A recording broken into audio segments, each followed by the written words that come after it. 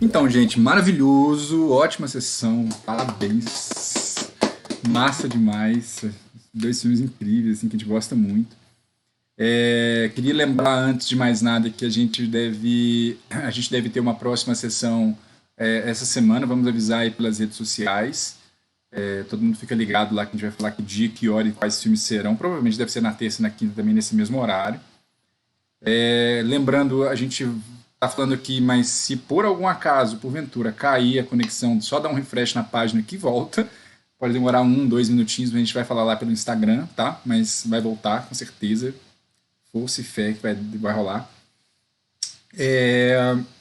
Voltando a falar de mandar as perguntas, né? Quem tiver alguma dúvida, quem quiser, enfim, mandar pra gente, por favor, envie lá pelo site, é só clicar, né? Vou entrar aqui novamente, clicar no botãozinho de ajuda que está do lado do player de vocês, aí, ou na interrogação, e mandar aqui pra gente, que a gente vai passar pro pessoal. E bom, vou apresentar então. Eu tô lendo, vocês estão vendo eu olhar pra cá, mas é porque eu tô lendo um roteirinho aqui, pra não esquecer de nada. Tem uma cola. Mas enfim, gente, pode desmutar então o microfone, bora falar desses filmões foda aí, conversar. Quero apresentar. Vocês podem ir levantando a mãozinha também, porque às vezes a gente não conhece. A gente está hoje aqui com o Rafael Amorim. Valeu, Rafa. Tá no mudo. Boa noite aí, gente. Maravilha. Isso acontece comigo direto, esquecer de tirar do mudo e ficar falando igual um retardado aqui. Já é o formato aqui, né, de realidade, né, que tá ao vivo, né? Total. O Rafa, ele é cineasta e ele foi diretor do Nanã. E ele é diretor também na empresa Jacaré Filmes. E junto com ele a gente tem aqui representando o Pedro Andrade. E aí, galera? Massa, Pedro, obrigado. O Pedro, ele é diretor de fotografia do filme, ele é diretor de fotografia, trabalha com direção de fotografia, ele é diretor de fotografia do Nanã. E ele também é sócio na Jacaré Filmes, né, Pedro? Isso aí. Mas vocês dois estão em Olinda, não? Não, eu moro em Recife, Rafa em Olinda. Massa. Cidades maravilhosas, né? Teve lá, foi incrível, cidade linda. No carnaval, então, no pré-carnaval, maravilha. A gente tem aqui hoje também o Pedro Rieira, que é roteirista e diretor, né, Pedro? Ele foi diretor do... Foi a primeira direção, o primeiro trabalho da direção, ele estava contando pra gente. É isso aí. Eu sou mais roteirista mesmo, só uma aventura aí na direção. Maravilhoso. Ótimo filme. Olha, você pode testar mais, viu? Pode brincar mais de ser diretor, vai ser massa. E a gente tem o Léo Garcia, que é nosso convidado especial aí para poder conversar com a gente. O Léo, ele é roteirista também, ele é produtor e ele é diretor-geral do Frapa, que é o maior festival de roteiro da América Latina. Festival de roteiro de Porto Alegre, Léo? Festival de roteiro audiovisual de Porto Alegre. Exatamente. Uma boa noite aí, obrigado pelo convite, é um prazer debater esses dois filmes muito bacanas que tiveram a nossa mostra competitiva do Prapa. É isso aí. Inclusive, é legal a gente comentar, né? A gente fez essa curadoria, a gente encontrou esse gancho, assim, que achei interessantíssimo, de dois filmes terem passado no Frapa, e por ser um festival que a gente gosta muito, por ser um festival de roteiro, por ter um filme de documentário, um filme, que é um filme que a gente tem aqui apaixonado com ele há muito tempo também, muito, muito legal assim, de fazer essa conexão e a gente trocar essa ideia um pouco sobre roteiro, sobre a criação desses filmes, enfim. O papo agora é livre, a galera que quiser mandar vai mandar pergunta, algumas pessoas já mandaram uma pergunta ou outra aqui, mas vou deixar Léo dar a batata quente pro Léo aí para a primeira pergunta. Tem dia que a gente manda para um, tem dia que manda para outro, tem dia que a gente começa. Então, pra gente já quebrar o gelo, já bora lá, né? Léo. Não, vamos, já que estou representando o Frapa aqui, vamos começar falando de roteiro mesmo. Vamos os dois filmes, como é que foi o processo? A gente sabe que documentário geralmente a gente se faz um pré-roteiro, ou às vezes nem roteiro, e efetivamente acontece na montagem, mas cada caso é um caso, então acho que é legal a gente ouvir o Pedro para falar disso.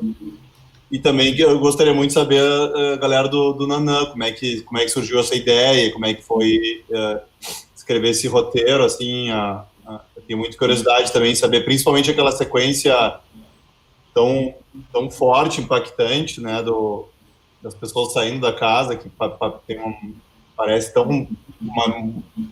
A atuação é tão foda, é tão pesada, assim, que uma linguagem documental dá a sensação que tá rolando de verdade, assim. Então, eu queria que vocês falassem um pouco desse processo. Quem quer começar aí, viu? Eu tô passando a pelota. Vai lá. A gente tem que apresentar a galera. Apresenta. Entrou. Você daí. Valéria. Ei, Valéria, que bom que você conseguiu participar com a gente. Dá um oi aí pra galera. Eu acho que ela tá tentando, não tá ouvindo a gente, ela tá mutada, né? Tá. Valéria, você tá mutada. Se puder desmontar o microfone. Gente, então apresentando antes, a Valéria Alcântara, ela foi atriz do filme, ela é moradora de lá também, né, a Rafa e Pedro? Ela é moradora lá da locação que eles fizeram, e vai ser maravilhoso estar com você, que também a gente participa juntos. E não vou interromper a bola do Léo, não, manda bala aí. Quer começar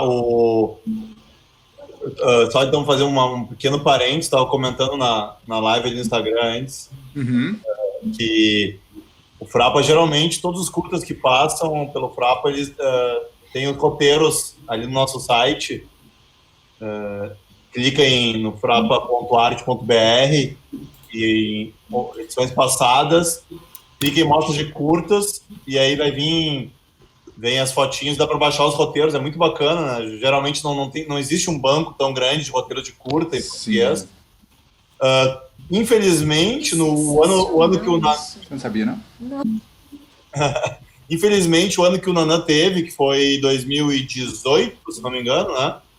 Foi o único ano que a gente acabou não subindo os roteiros. Então, podem bombardear o e-mail da galera aí para pedir o roteiro do Nanã. do Viagem ali, do meio filme de viagem, tá em 2019, ano passado, tá ali para baixar junto com os outros que tiveram no Frapa. Eu até falei que seria legal demais se a gente conseguisse passar, eu queria ver, é maravilhoso ver o filme passando junto com o roteiro, né? Tem uma ferramenta que faz isso, inclusive, eu falei com o Pedro, eu queria ter visto seu filme com o roteiro aqui do lado, acompanhando para ver como é que foi, onde é que você... Quem vai? Massa. Não precisa ligar, hein? Posso falar um pouquinho, começar, né? Pode ser? Pode, manda Vamos bala. nessa. Existia, né, um pré-roteiro, um formato de roteiro, pensando como iria ser o Nanã, como iria ser o filme, até pelo processo também, né, desses editais de serem feitos e tal. Existia toda essa lógica, né, do roteiro. E aí eu tive encontro com Valéria, né, e dentro da pesquisa, né, do filme. E aí esse roteiro também começou a ser readaptado, né? Esse roteiro foi readaptado em vários momentos, né, durante a pesquisa do Nanã.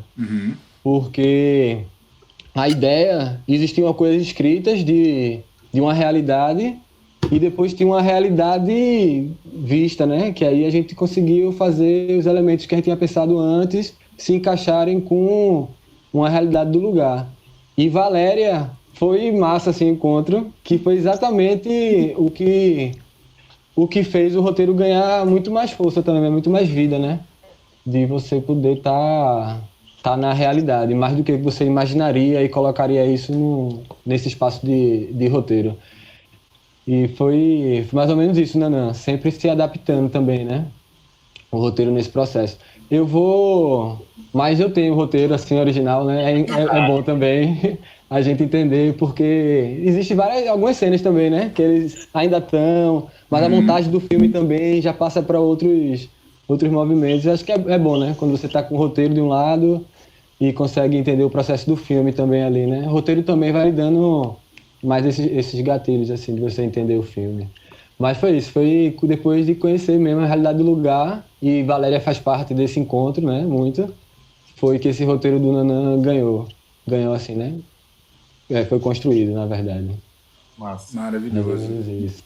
Tu tá escutando, Valéria? Tá de boa aí? Eu tô escutando. É porque no momento agora eu sou mãe e E tô participando aqui. Ah, maravilhoso. Valéria, se você puder só destravar a tela do seu celular e virar ele e colocar ele desse jeito assim, ó, na horizontal, porque pra gente fica melhor pra te ver. Mas você tem que destravar a tela. Aí agora ela sumiu. Então pode Isso. manter esse mesmo, assim. Peraí. E legal pensar nisso, né? Assim, o tanto Bom, Julia. esse processo de trabalhar, até, né, Rafa, com os meninos, assim, com roteiro, tendo o roteiro, mas trabalhar de uma forma livre também. Até queria te perguntar se foi isso, né? Se teve essa liberdade de alteração, ou se era um roteiro mais firme, fixo. Pelo visto, parece pelo que você Não sei. falou, né? Era um roteiro um pouco mais aberto também, né? Principalmente, assim, em algumas cenas principalmente e tal. Ele tinha um processo ali. Eita. Existiu ali um processo de construção, né, do roteiro, nesses encontros do lugar mesmo. Só que aí, durante o processo de filmagem mesmo, né, a gente precisava ter, tipo, uma equipe montada, várias pessoas em 6 diárias para resolver uma parte do filme, né? Tipo, ser produzido uma parte do filme, de fato. E aí o roteiro foi o processo essencial ali, né? Para, tipo, cenas no dia, tipo, toda aquela lógica de produção de filme com 20 pessoas no set, enfim, com a equipe, né? Uhum. E aí existia o roteiro ficava um pouco preso assim, né? Nesses formatos. Mas nas horas assim, na cena mesmo da desapropriação, é uma cena que começa muito antes, né? Como eu tava dando uns toques no começo da live. É uma preparação muito antes daquela cena, existe uma estrutura ali montada para se formar uma cena. E na hora ali acontece, né? Também, na hora da produção, assim. Mas é um processo para chegar nela. O que você teve, eu assim... vou- Desculpa, pode Isso. continuar, Rafa. Não, tudo bem, eu tinha acabado. Eu ia perguntar assim, mas aí eu vou cortar, depois a gente tem que voltar para responder também, né? Isso, era isso. Mas só o que teve assim de maior diferença assim, que tinha no roteiro e que caiu, ou que mudou completamente assim, depois com a pesquisa e aí realmente a produção? Sim, essa cena mesmo, né, da desapropriação, foi uma cena que foi construída nessa pesquisa também, quando eu tive o acesso às imagens de celular de uma coisa que tinha existido, né, de fato, e também o acesso às pessoas que viveram aquela cena ali, né? E isso foi parte que foi o processo que mostrou, aquilo não estava no roteiro, né? Ali, o processo de como chegar aquilo ali é que mudou dentro do filme, assim. Massa. Sei lá, talvez pode ser um exemplo das coisas mais distantes, assim, né? Como não poderia prever antes e aconteceu. Massa. Sua vez, Pedro. Pedrão, que falou com a gente que apesar dele parecer que é pequenininho ali na tela, mas ele tem quase 2 metros de altura. É, isso aí. Bom, não, para começar, queria agradecer também o pessoal do Frapa, como eu falei hoje na live mais cedo. A primeira exibição assim, do filme em público foi no Frapa do ano passado. Massa. E quando a gente se inscreveu no Frapa, eu falei, porque, enfim, só para resumir um pouco, eu sou roteirista, ponto, né? Esse filme é a minha primeira direção e trabalho com roteiro desde 2011, escrevendo série e tal. Então eu falei, seria muito massa passar lá no Frapa, enfim, né? Nesse encontro de roteiristas, vários amigos, todos os amigos que vão todo ano voltam e falam, não acredito que você nunca foi, uma cerveja lá. E ano passado eu ia, acabou que eu não consegui ir no final das contas. E esse ano eu paguei, falei, esse ano eu vou. E, enfim, foi isso aí que tá acontecendo, mas quem sabe no ano que vem a gente não tá aí em Porto Alegre tomando uma e falando sobre o roteiro. Então tinha esse adendo. E também agradecer a minha mãe, que espero que ela esteja com a internet boa aí vendo o debate, porque nos festivais que a gente foi junto, a gente tá sempre junto aí debatendo o filme. Mas ela tem com a internet ruimzaça lá em Itajubá, então às vezes ela não consegue entrar. Então, mas se você estiver vendo aí, um salve. Bom, é isso. Como eu vi muito da ficção, assim, fazer um documentário é uma parada bem diferente, assim, para mim. Eu fiz uma série documental ano passado que ainda não estreou e uma de doc-fic, então é um outro rolê. Mas eu vou falar um negócio que eu acho que às vezes, se eu tivesse no Frapa, por exemplo, numa mesa sobre estrutura, eu ia ser bem execrado, assim. Eu estou um pouco acostumado a isso, a trabalhar em sala de roteiro e pensando em escaleta, estrutura, etc. Quando a gente foi fazer o meio filme, eu falei, cara, eu quero fazer um roteiro completamente de outro lugar, assim, para pensar em outros lugares, assim. Então, na verdade, essa premissa tem uns anos. Eu queria fazer um documentário de família que não fosse sempre se levando muito a sério. Uhum. E eu tinha só essa ideia. E aí, quando pintou essa viagem, eu falei, cara, eu não sei filmar, eu não sou fotógrafo, eu nunca vou em set. Tipo, a verdade é um pouco essa, assim. Eu tenho uma câmera aqui antiga, levei, peguei o microfone de um amigo e fui achando o roteiro do filme enquanto eu tava lá, assim. Falei, vou levar a câmera, se rolar, rolou.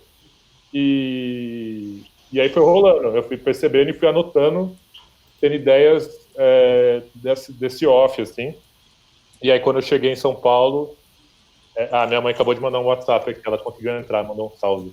Salve, coração, salve. Salve, salve. Boa.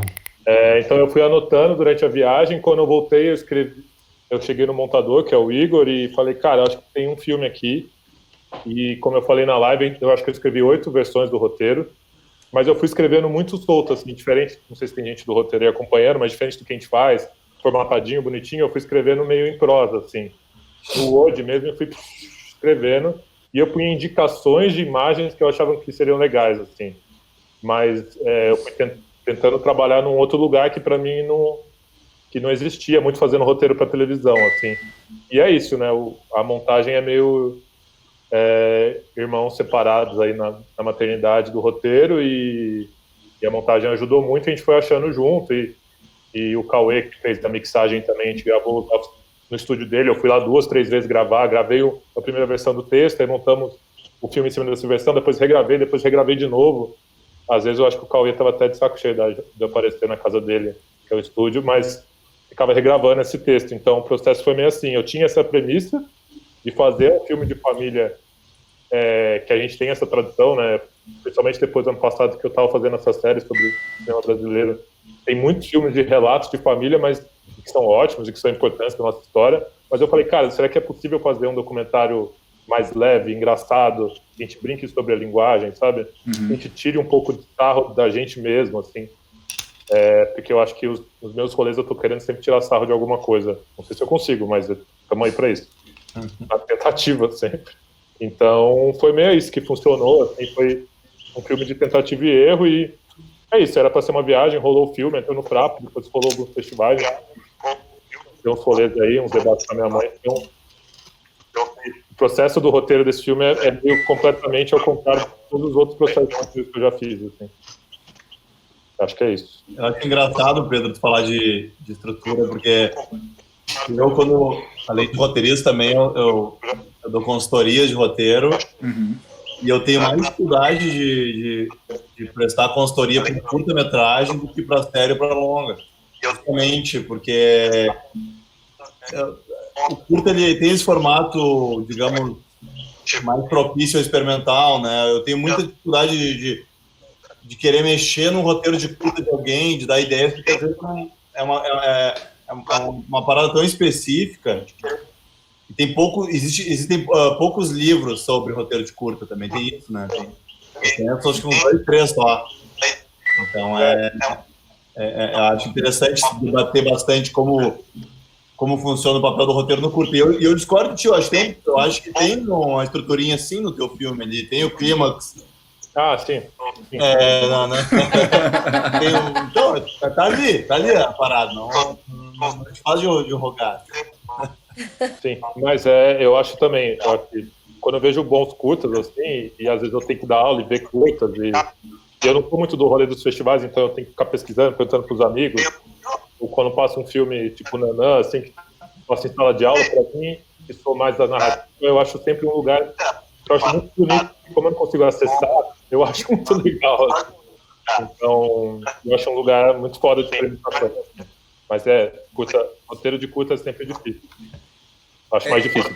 O Marcos Heinck também, ele falou, até chamei, não sei se ele está aí acompanhando com a gente a sessão, eu comentando com ele no Rio, a gente tava no Cabide, ele falou comigo, cara, falou exatamente a mesma coisa que o Léo falou, falou assim, cara, mexer com o roteiro de curta é tão complicado, porque ele tem uma liberdade muito grande, é um lugar de experimentação também muito grande, então às vezes é muito complicado, né, trabalhar o roteiro do curta, porque, enfim, depende muito do que o roteirista quer fazer e eu quero experimentar isso. Mas realmente ele tem um clímax, né? Se for pensar assim, é muito bom.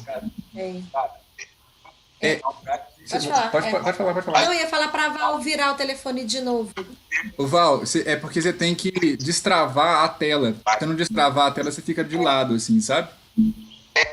Aí, pode voltar para a posição que estava também. Pode, volta pra ele.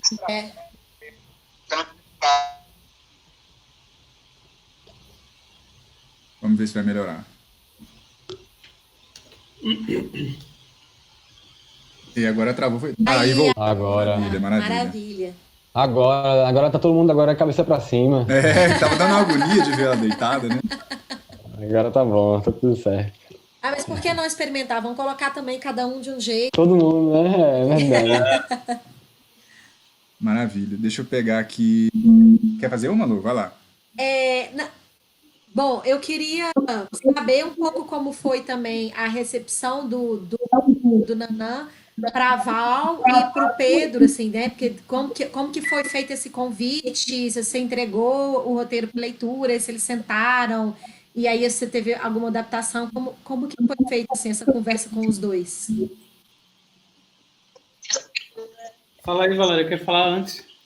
Fala aí, você. Teve algumas mudanças, né? Primeiro foi bem assustador quando chegaram aqui, sempre falo isso, porque, tipo, vieram procurar a Valéria, tá numa fase assim, tipo, vou me esconder, aí chega uma pessoa assim que eu nunca na minha casa, aí tô procurando, você é Valéria, eu, depende, pra que você precisa? Aí foi se apresentando, todo mundo, aí ficou, aí me como é que queria, não queria, como é que ia rolar o filme. Então eu disse assim, tem coisas aí que não combina comigo, não. Se for para outra pessoa, beleza, mas para mim não combina, não. Porque é uma coisa assim, é como se estivesse filmando a minha realidade, meu dia a dia. Em vez de eu invitar eles que vieram se adaptaram a mim, não mudou muitas coisas assim, não.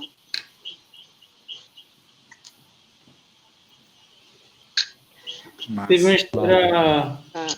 Não tá me escutando direito, não. Sim. Tá rolando, tá massa. Então,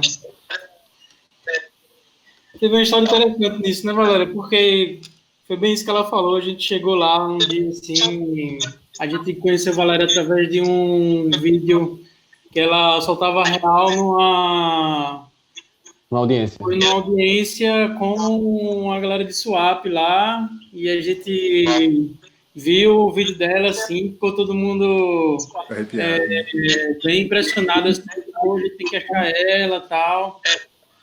E aí, só que como é um lugar meio... Swap é um lugar onde existe uma tensão, né? Por causa da própria empresa, assim, e tal. Então, a gente foi encontrar a Valéria, assim, ela meio que olhando pra gente, quem é essa galera, né? Assim, por que estão me procurando, né? Mas aí a gente começou a conversar com ela e eu acho que aqui no Nordeste é bem assim. O pessoal, antes, quando você vai começar a falar... vai conhecer a pessoa vai ficar um pouco, né, como é que chama? Esperando para saber quem é aquela pessoa, até se abrir bastante, que foi o que aconteceu, né? Você fica meio receoso, depois você se abre, e foi assim com Valéria, assim. Aí eu me lembro que rolou isso, assim, nesse processo, né? A personagem de Valéria, antes... ela era uma personagem meio dúbia, assim, porque ela trabalhava em Swap e era pescadora. Não era, Rafa, no começo do roteiro. É verdade. E aí, quando a gente encontrou ela, acho que isso foi 2 meses, eu acho, 1 mês e meio antes de filmar.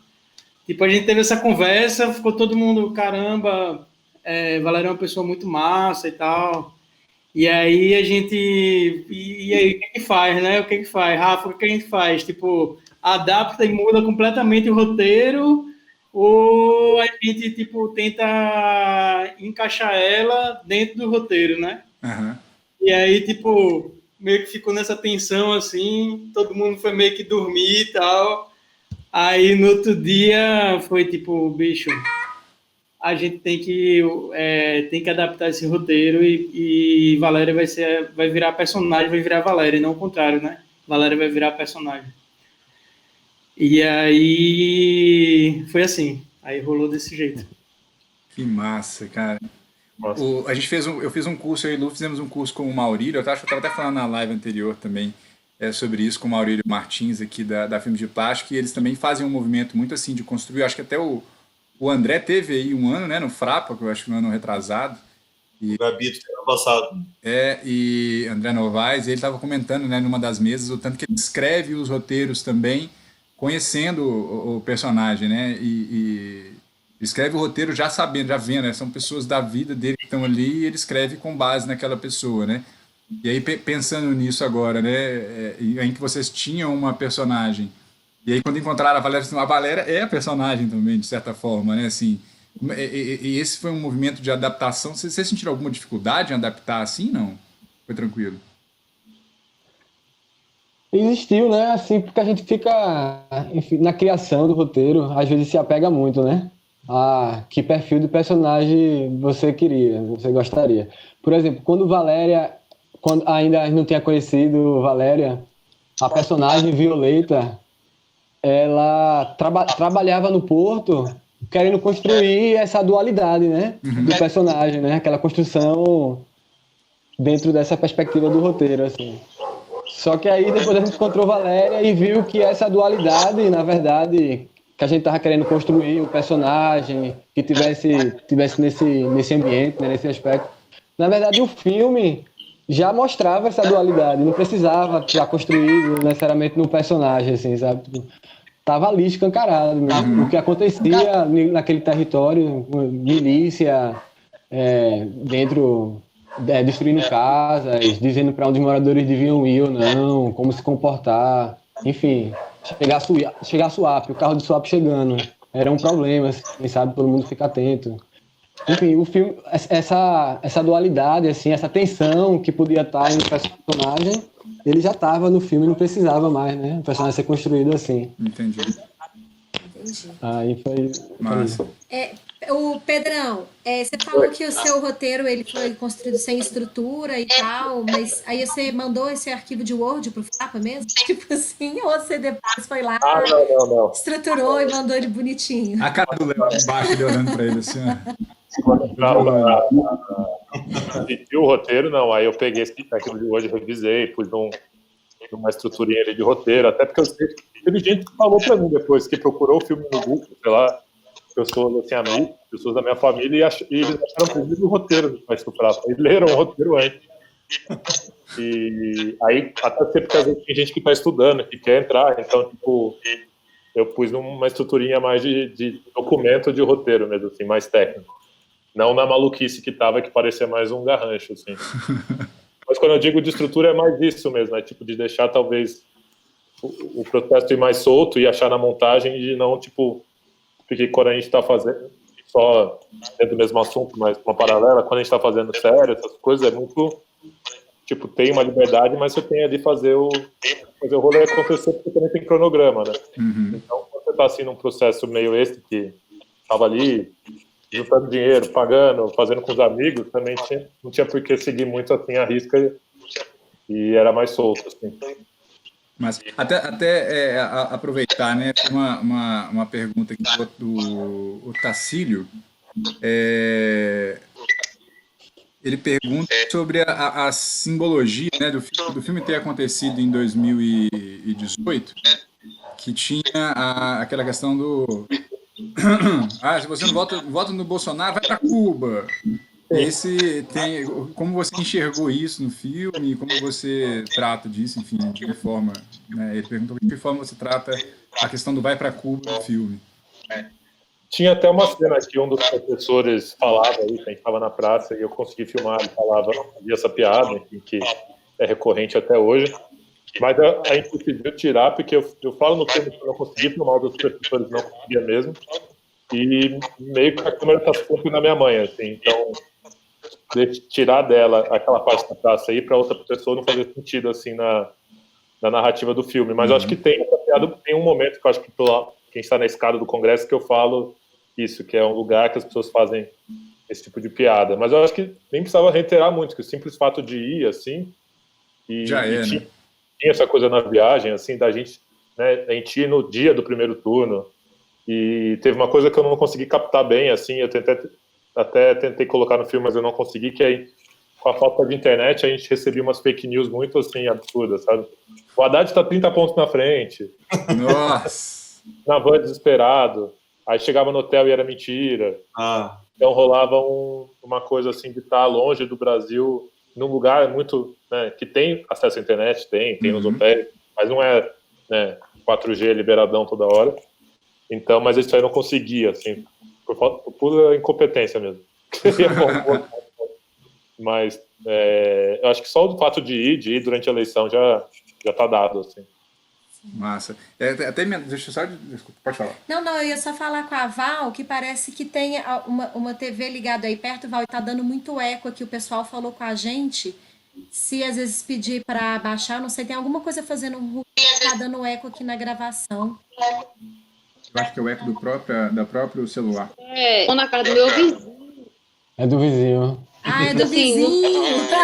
Não tem jeito.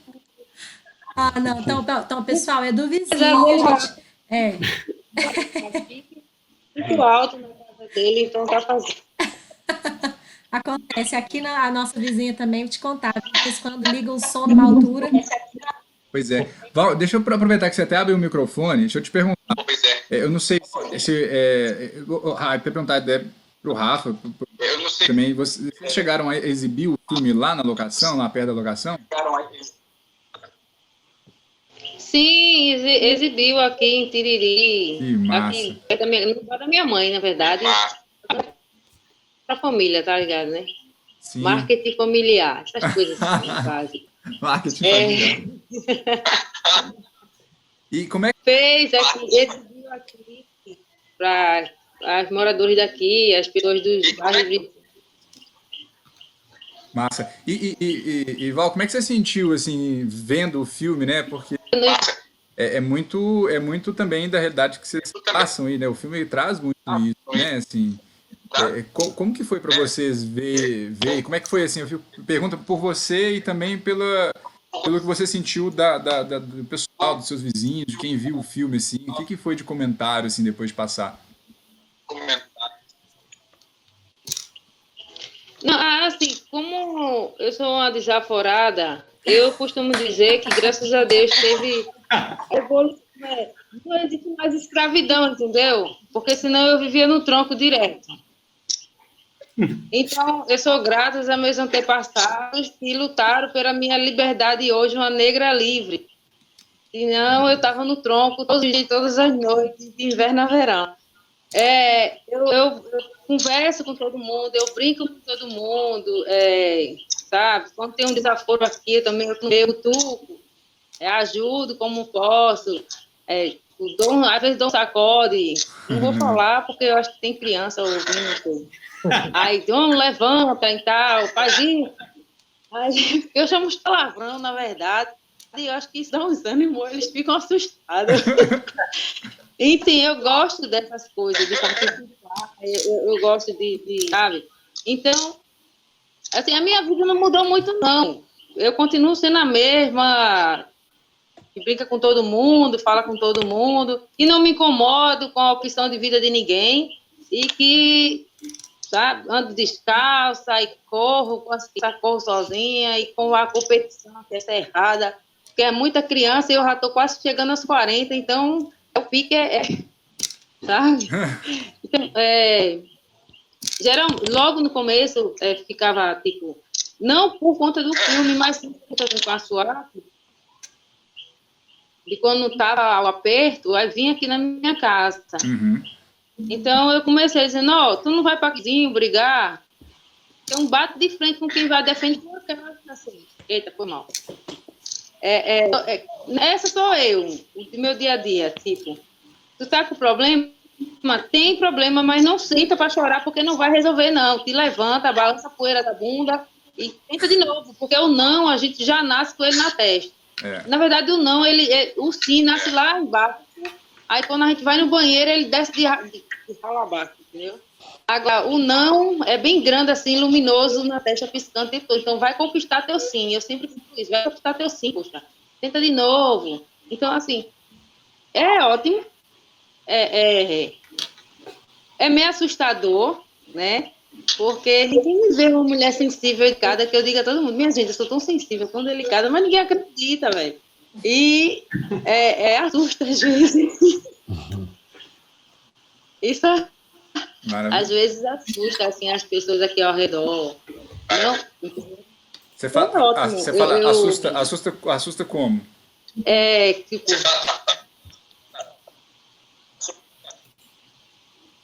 porque eles acham que eu sou muito forte.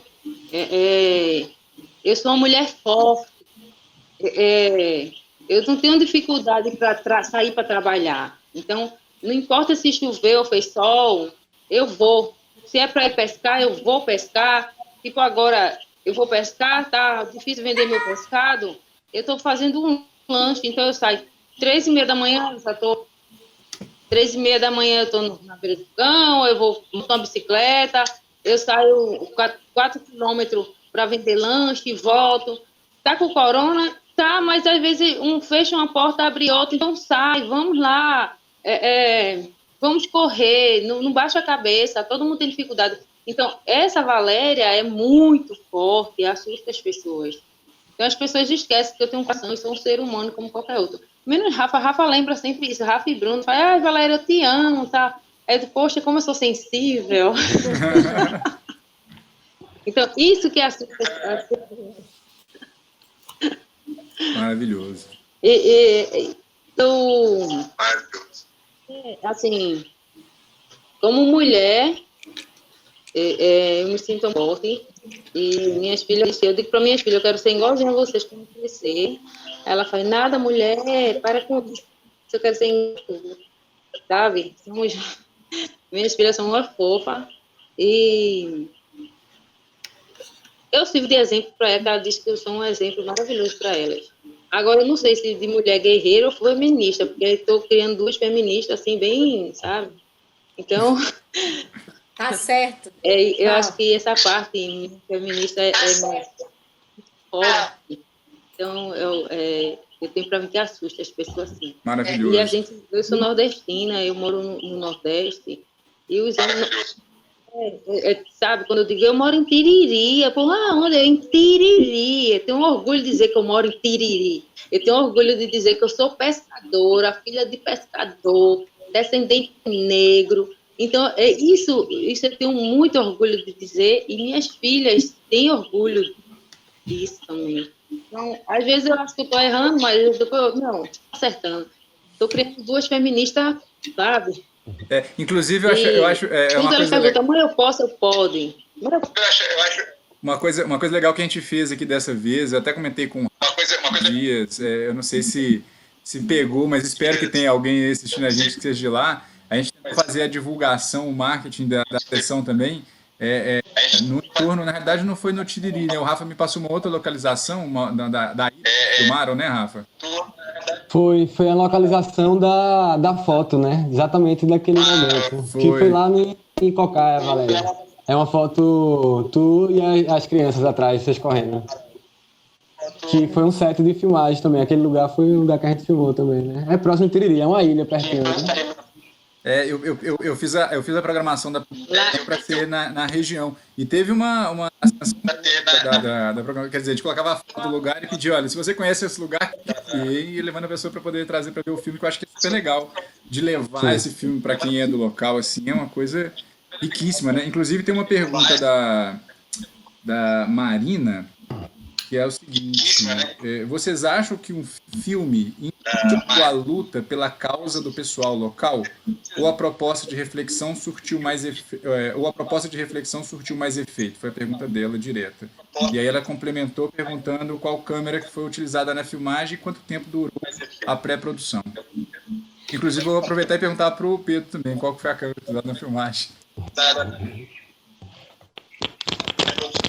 Responde aí, Pedro.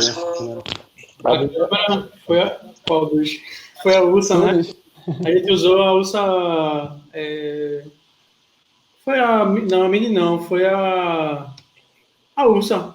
Foi a Mini Ursa. A gente usou 3 câmeras diferentes, lembra? Que deu vários problemas. Foi mesmo, mas foi uma Blackmagic Ursa e uma Blackmagic 2.5K, alguma coisa assim. Agora, a influência lá do filme na região lá, a luta deles, eu acho que os filmes eles mudam, mas eles são passos de formiga, assim, né? Eu acho que passinhos de formiga mesmo, nenhum filme revoluciona nada, ele só causa discussão e provoca uma melhoria de passinho de formiga. Se ele conscientizou 10 pessoas, eu acho que já é válido, sabe? O filme já é válido fazer por isso. Mas aí, na verdade, eu só dei a introdução, porque quem pode falar disso mesmo é Valéria, na verdade, né? Acho que, Valéria, se quiser falar sobre isso, acho que a pergunta também talvez é por ela também, assim, também. Exato, Como é que influenciou aí, Valéria?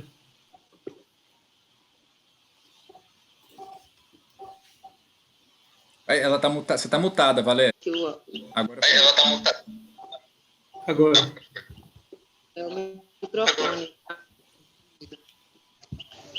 Assim, o filme influenciou muito. Quer dizer, toda a equipe influenciou minha vida muito. Rafa, Bruna, que eu conheci, Bruna, Pedro. Pedro é muito delicado, eu me sinto o homem das cavernas perto de Pedro, que Pedro é muito fofo, muito delicado. Pedro, beijo. Deixa eu ver, assim, eu estava... Pela minha vida, pela minha criação, pela minha educação, pela minha mãe, que é uma mulher muito forte. Quer dizer, as mulheres da minha família são muito fortes, são muito, muito bravas, muito guerreiras. Então, veio pessoas que eu não conhecia, que eu não tinha contato nenhum, muito educados, de uma sensibilidade. Eu não sei se todos que eu conheci nessa área de cima vocês são muito, parabéns por você, muito fofo. É muito delicado. São de uma sensibilidade. Por isso que trabalha com sentimentos, com a arte, tem a ver com isso, né? Com a civilidade. E como eu vinha do costume, da brutalidade, de vai rimar, muita dificuldade assim, porque rimar não é fácil, trabalhar no manhã não é fácil. Então, você vai embrutelecendo, você vai ficando bruta, grossa. E uma coisa que meu amigo Rafa fez por mim, lá em Triunfo, Festival de Triunfo de Cinema, a gente sentado na praça tomando uma cachaçinha básica, né, que estava com muito frio. Aí eu disse assim, mas vocês são tão delicados, tratam a pessoa tão bem, estão me tratando, parece que eu sou cristal, que eu vou quebrar. Aí, Rafa, você tem que se acostumar a ser tratada com carinho, né? E como eu não estava acostumada com isso, eu vinha num processo de me amar mais, de me proteger, de me cuidar, porque eu me dedicava para minhas filhas, para elas ter tudo que eu não tive.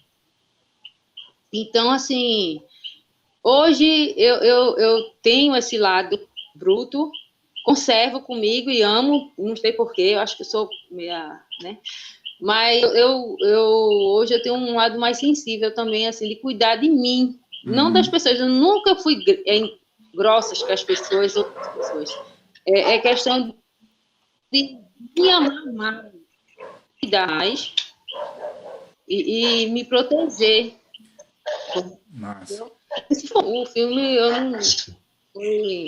Apareceu uma nova Valéria, assim, às vezes, nem todo tempo, né? Vamos radicalizar, mas um pouquinho sensível mais. Massa. Bom, vou passar a bola então pro Léo, agora que o Léo deve ter um bocado de pergunta aí. Ai, desculpa. Léo deve ter um bocado de pergunta aí também. Nada, não.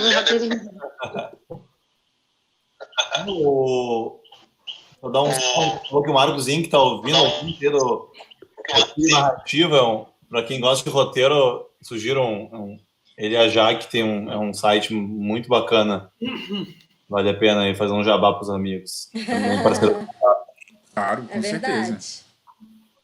É bem interessante, então, enfim, tertúlia narrativa, vão lá e acessem. Eu acho que a gente pode continuar nosso papo falando do Nanã, por exemplo.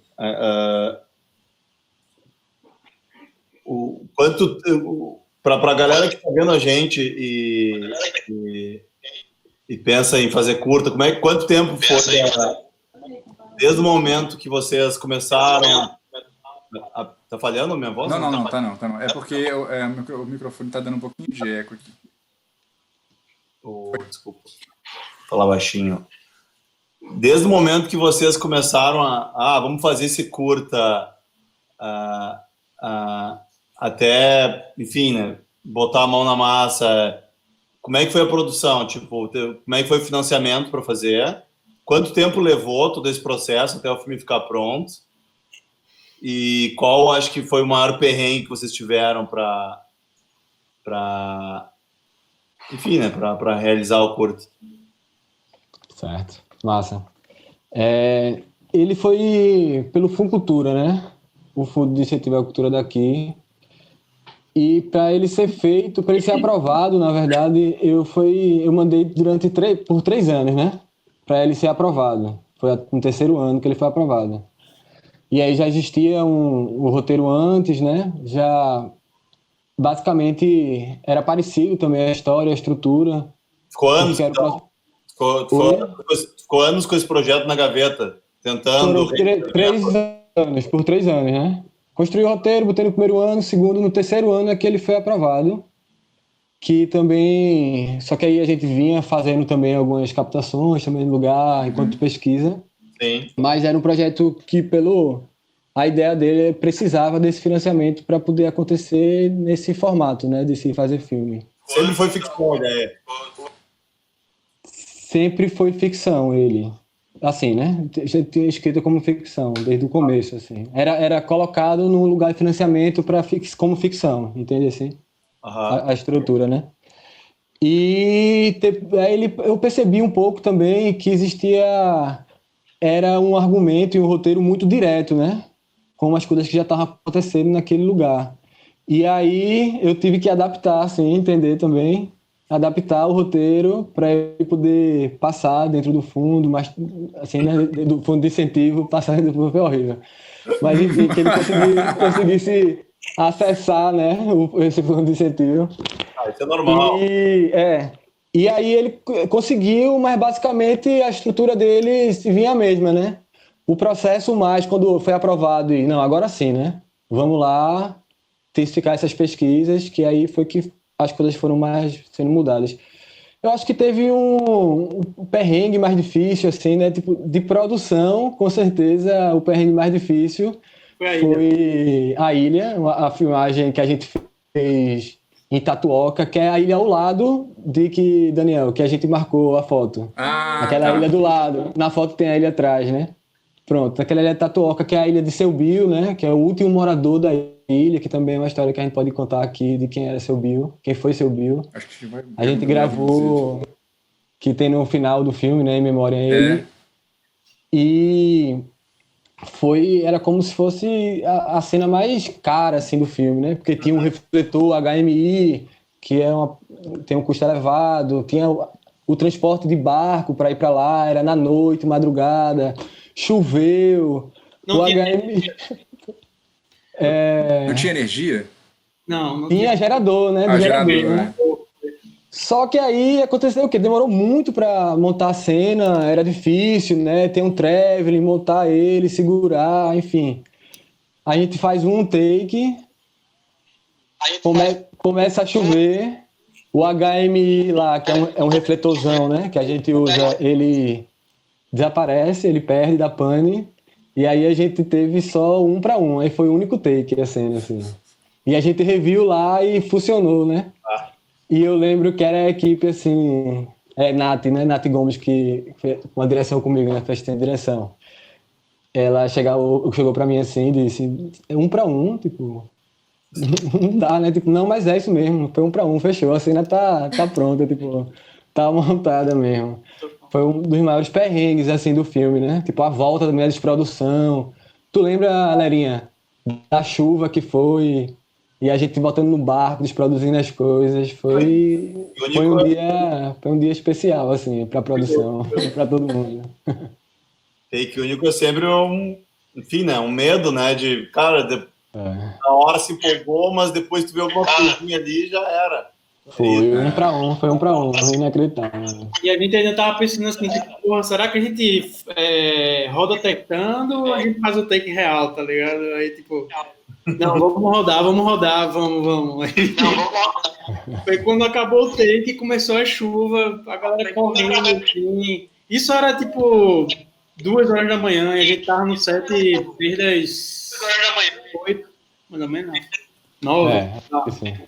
E aí, tipo, explodiu esse HMI e aí a gente... Enfim, aí tudo deu certo, né? Mas no final foi tipo a chuva aumentou mais ainda, a gente voltou com todos os equipamentos da ilha para a praiazinha da cidade, assim, e era tipo embaixo de chuva carregando os equipamentos dentro do mato. É muito legal vocês contando isso, porque quem está acostumado aí com produção independente, de baixo orçamento, de guerrilha, de terrorismo. Eu gosto até de falar que a gente faz produção de terrorismo, não é nem de guerrilha, não. Cara, aqui em Pernambuco tem uma piada interna no set que é tipo, isso é o glamour do cinema pernambucano, tá ligado? Exatamente essas situações assim, tá todo mundo se fudendo pra fazer isso. Mas olha que Pernambuco ainda é um estado rico, né? Digamos, do audiovisual. Questão de editais e... Tipo, o Rio Grande do Sul a gente chama baixíssimo orçamento, para nós é um grande orçamento, assim, temos uma inveja muito grande dos editais aí do investimento e da noção da importância da cultura, né, que tem o Pernambuco. E queria aproveitar e levantar uma bola. Uma coisa bem importante que tu tá falando, só para finalizar isso, tipo, que eu acho super importante falar agora nesse momento que a gente tá, né, como os editais de investimento público, na verdade, não é governamental, é público, tá ligado? Eles são importantes para a gente produzir cultura, assim, em geral, sabe? E é algo que agora no Brasil está sendo super ceifado, né? Cortado mesmo, assim. Enfim, é um projeto político que está aí no poder que está fazendo isso, né? Só para a gente reforçar aí como os investimentos públicos são importantes para a cultura, né? Sim. Que a gente faz. Inclusive, deixa eu puxar uma bola aqui, cara. Eu tenho mais algumas perguntas aqui, inclusive tem umas que são direcionadas pro meu filme. Só que eu vou só antes de trazer isso, porque eu acho que ainda tem bastante gente na sala, assim, tem pessoal ficando, e foi uma questão importante que a gente levantou outro dia. A gente até fez uma enquete aqui para levantar quais eram os maiores desafios, né, da produção independente no país, de curta-metragem, mas se expande um pouco pro longa também. Em outra escala, mas se expande, e assim, 100% das pessoas que responderam falaram mais de uma coisa, não falaram mais de uma coisa, mas todas as que responderam falaram que o problema é o financeiro, né? A gente, o que você acabou de falar, que não tem grana para fazer, que é muito foda, que é muito complicado. E aí a gente estudando por que não tem grana, pensando em por que não tem grana e tudo mais, a gente já esperava meio essa resposta, mas no meio da resposta de não tem grana, vieram no meio da resposta para a nossa pergunta, né, qual é o maior desafio, veio uma outra resposta que parece ser a resposta do não ter grana, que é a desvalorização. Assim, a arte no Brasil, a arte brasileira, a arte nacional, ela é muito desvalorizada, né, uma coisa que a gente tem conversado, em toda a sessão alguém comenta isso também.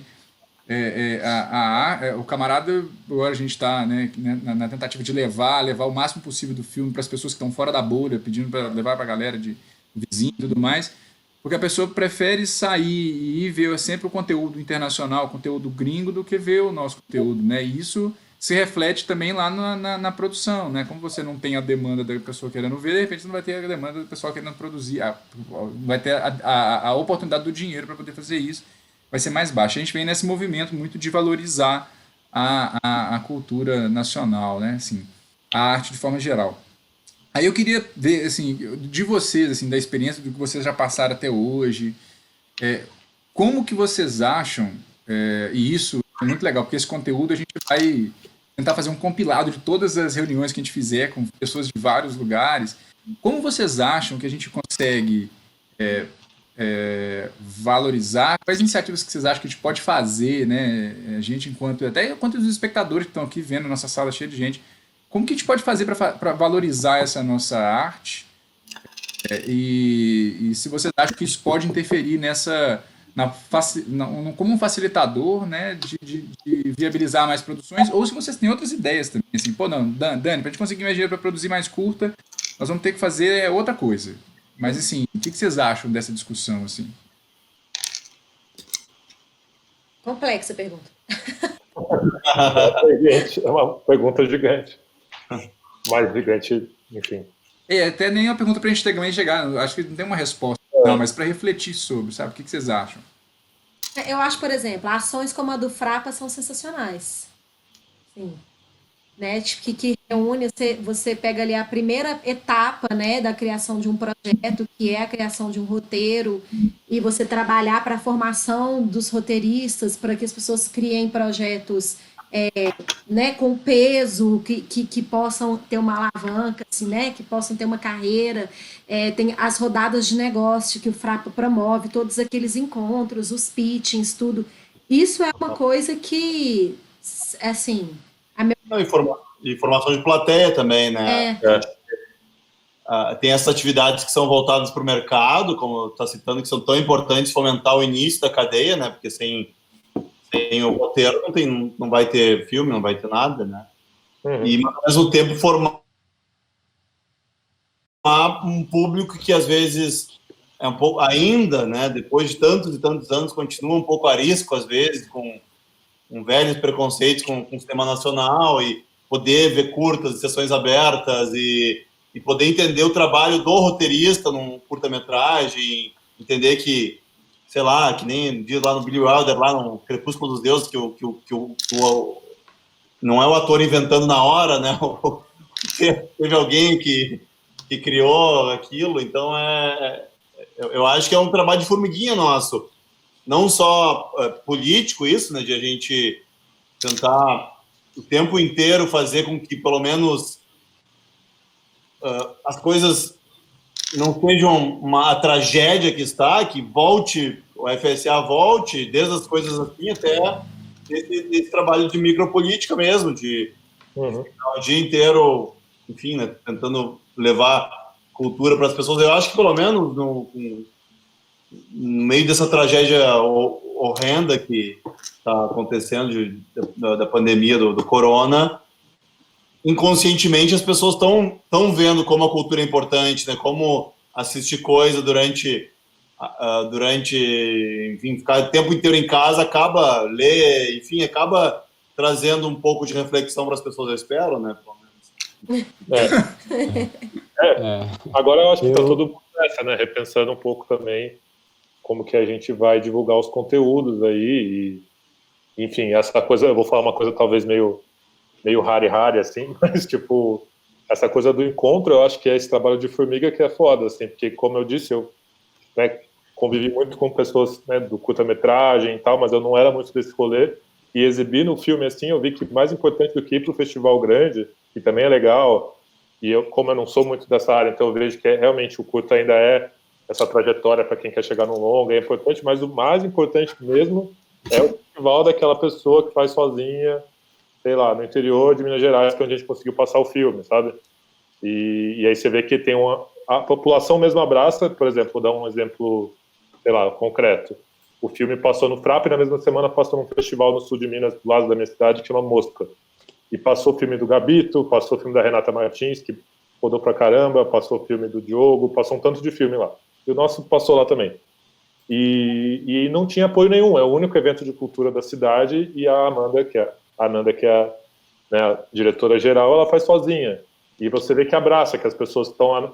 O menino que era bilheteiro passou 5 anos, agora ele é curador do festival. Ele cuida de uma... Que sensacional. Ele monta uma sessão inteira de filmes de terror, assim, e aí você vê que abraça, mas é uma pessoa muito... É uma formiguinha mesmo fazendo ali, então... E essa parte do encontro eu acho que a gente vai ter que repensar agora, porque não dá para encontrar. Mas no fundo é isso que faz diferença, assim. Tipo, quanto mais tiver esses encontros por aí, mais tem informação de plateia mesmo. Os grandes são importantes, o Festival do Rio é importante, o Festival de Brasília, e tudo isso é importante, mas os pequenos é que fazem a diferença, assim, eu acho. Foi a minha experiência que esse é o único filme que eu fiz, assim, ter ciência de viajar com ele e sentir que aí que as pessoas vêm mesmo conversar e mandam mensagem, enfim. Em festivais, como tu falou, em cidades que nem, não tem nem circuito comercial forte, ou às vezes nem tem, sabe? Acho muito, muito, muito interessante. E eu vejo essa equação econômica, assim, né, do fazer cinema, que não necessariamente a gente precisa legitimar o cinema se a gente tiver o ciclo completo da produção e do consumo também, né? Porque, na verdade, o que está em disputa é quem está produzindo essas narrativas, né?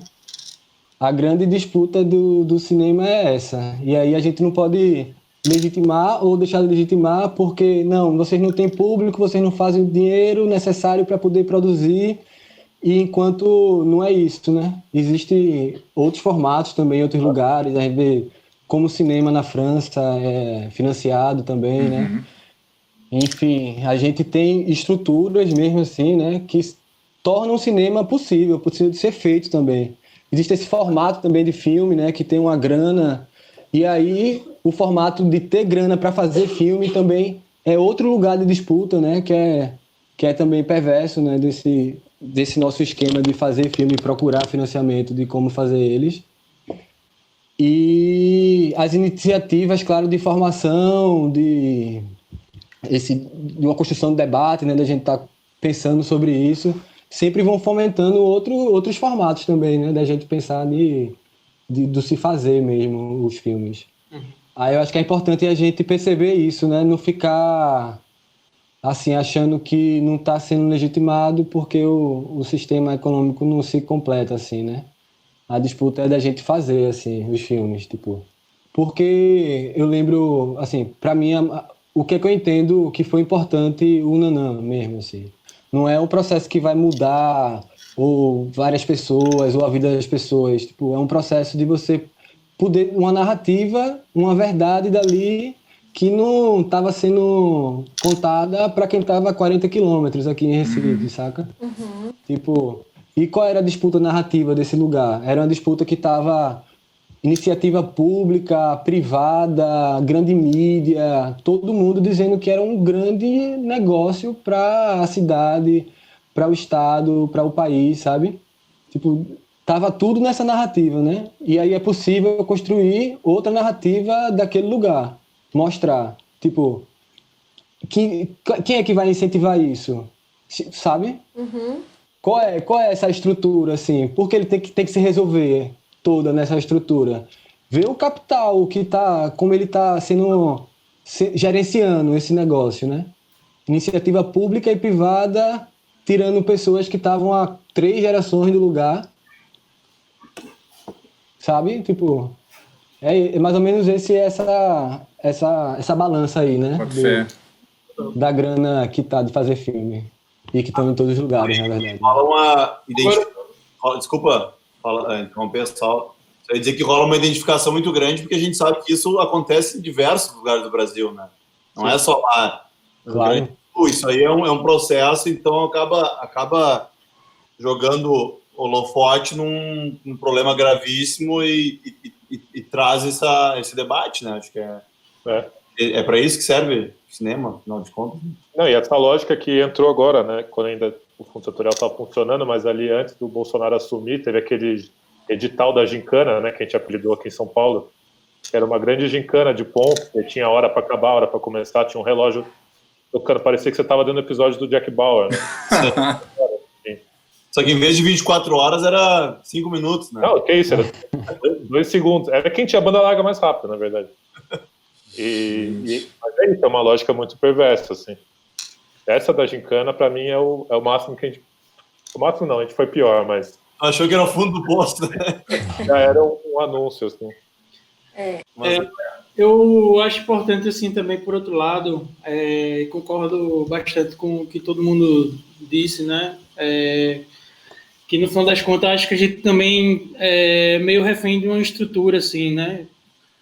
Não é à toa que a galera assiste mais filme estrangeiro, assim. Acho que é uma estrutura, na verdade, que está fazendo com que as pessoas busquem isso, assim. É tipo, a gente está vivendo numa sociedade super rápida, assim, né? Meio urbano, tal, frenético, de muita informação, tal. Então, os filmes têm que ter aqueles 300 mil cortes por segundo, assim, né? Uhum. Então, meio que as pessoas procuram isso também porque estão vivendo nesse tempo frenético. Então, cinema americano, Hollywood, é tipo frenético pra caramba, assim, né? Você vai formando também a estrutura cultural das pessoas, vamos dizer assim, né? Eu adoro o filme eu vou muito para festival, curto muito filme de festival, tipo, vou, enfim, os festivais pernambucanos, assim, eu vou para várias sessões e tal, gosto bastante. Mas eu sinto também que, de alguma forma, os diretores também têm que começar, enfim, diretor não, o cinema brasileiro, vamos dizer assim, e uma parte do cinema brasileiro tem que começar a querer dialogar mais com o grande público, sabe? Não sou eu espectador de festival, porque, enfim, eu vou lá e gosto e tipo... Mas eu sei que esse público que gosta muito de filme de festival é um público restrito, né? Uhum. Mas a gente pensar que isso não quer dizer que vá diminuir a qualidade do cinema, e aqui estou pensando nos 2 grandes filmes que eu vi nos últimos, que mais marcaram, assim. Bom, na verdade eu vou falar de um, porque o outro é mais do festival, é o On Dog, é um filme mongol bem lindo, assim, não sei se alguém chegou a assistir, incrível. Eu fiquei... Como é que é o nome? On Dog se chama, ONDOG. On Dog. É um longa.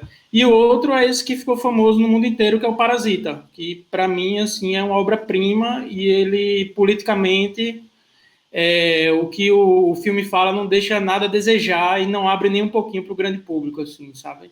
Mas ao mesmo tempo ele joga um pouco com gênero, joga com várias coisas ali, né?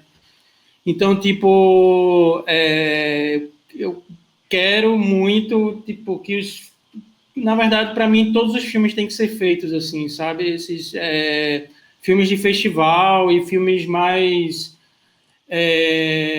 de arte e tudo, mas eu acho que o cinema brasileiro tem que começar também a dialogar mais com o grande público, assim. Não acho ruim que o diretor e roteirista e etc. façam um filme pensando no grande público, né? Uhum.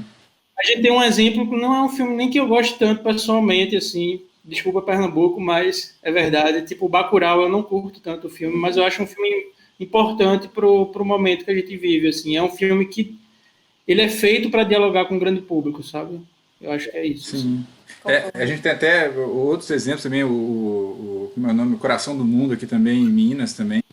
Um filme que também, apesar de ser um filme de autor, ele também tem uma pegada ali que traz a galera, assim, você viu o pessoal. E isso é uma coisa engraçada, cara, que a gente tem essas discussões e a gente está momento aqui na Cardume, de forma geral também, querendo, tem até um programa nosso que é Culta Fora da Bolha, que a gente está aí para lançar em breve, é de levar na galera que não é do meio e gravar a reação dessas pessoas depois de ver um curta-metragem.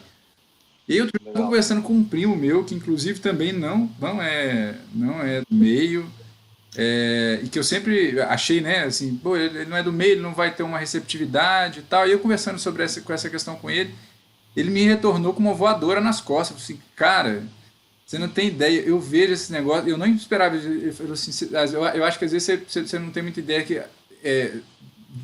eu olhando os curtas-metragens, eu me senti tão tocado, eu vejo as sessões todas, é possível ele estar aqui me vendo agora, inclusive. Eu vejo as sessões todas, eu não sabia que isso existia, eu não fazia ideia, eu não conhecia, nem sabia o que era um curta-metragem, na realidade. Aí você me mostrou um primeiro, aí ele começou agora a me mandar uns curtas-metragens, um que não tá na Cardume, ele manda pra mim pelo WhatsApp, ele manda o link, assim, pô, olha esse curta aqui que legal. Aí você começa a ver uns curtas, e ele mandou uns curtas europeus, assim, eu falei, gente, onde que esse cara tá arrumando esses curtas? Que coisa incrível, cara.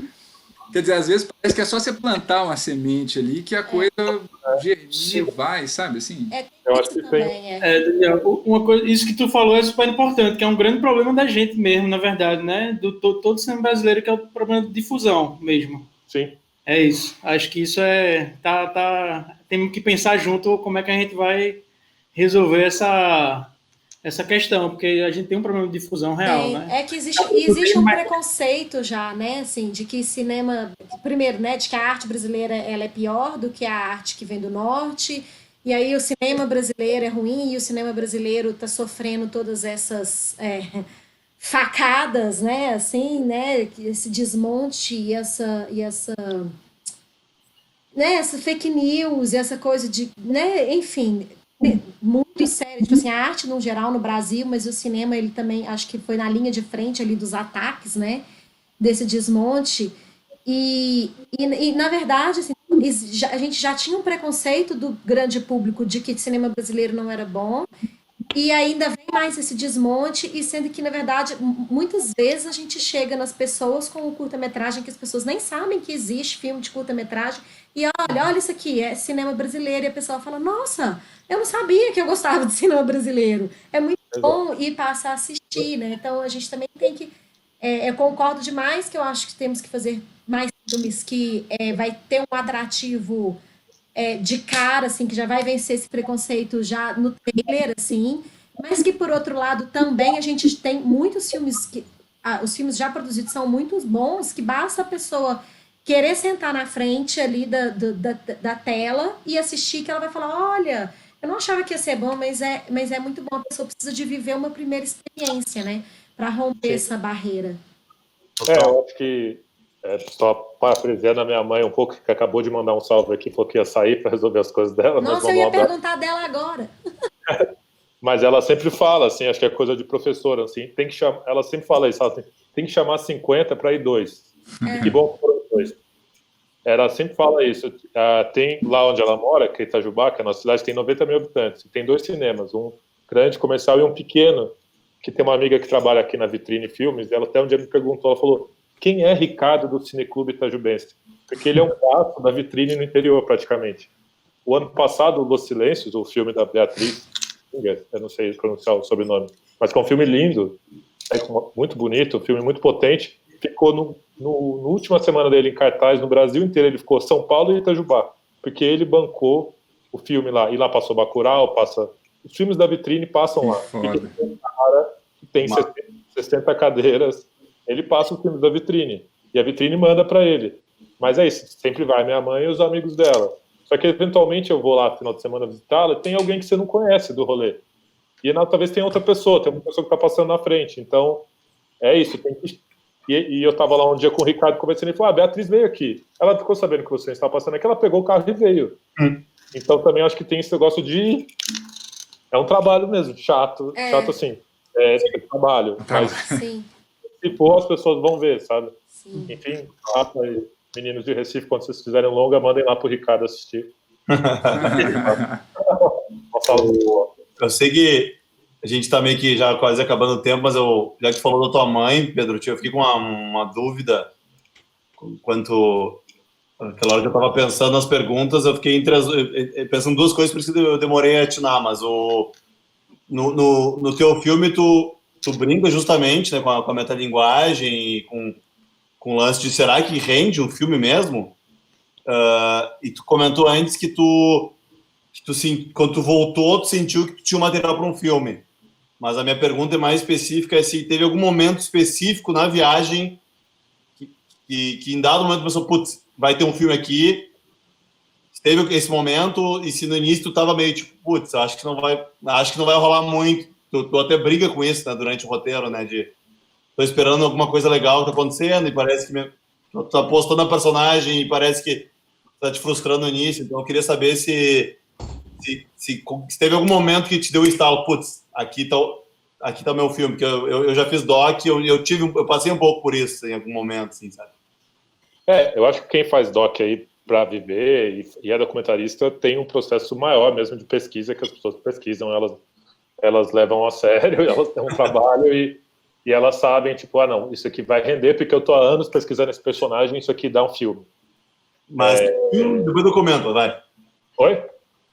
Segue. E para minha mãe eu sabia que apontar uma câmera ia rolar porque eu conheço ela há quase 30 anos, 29 esse ano. E eu sei que ela é daquele jeito que se a gente dialogasse, tivesse um lugar de troca, poderia render. Mas é porque é muito pessoal. Mas eu ficava me perguntando toda hora isso. Eu acho que a gente está toda hora perguntando isso quando está escrevendo um roteiro, por exemplo. Puta, será que isso aqui é um filme? Porque tem isso que a gente estava falando, né, do dinheiro, etc. E é uma responsa muito grande. Não no caso desse filme, que eu meio que fui fazendo ali com o que dava. Mas quando você vai fazer um filme, tipo, é uma responsa mesmo. Tipo, caramba, eu vou movimentar toda uma energia financeira também, de produção. E será que isso aqui tá valendo a pena? E eu acho que o filme também tinha essa busca, assim, mas eu acho que ela foi solucionada quando eu vi o material, assim, na primeira versão, eu falei, não, beleza, eu acho que tem alguma coisa, que é do jeito que a gente quer fazer, e é isso aí, vamos tentar.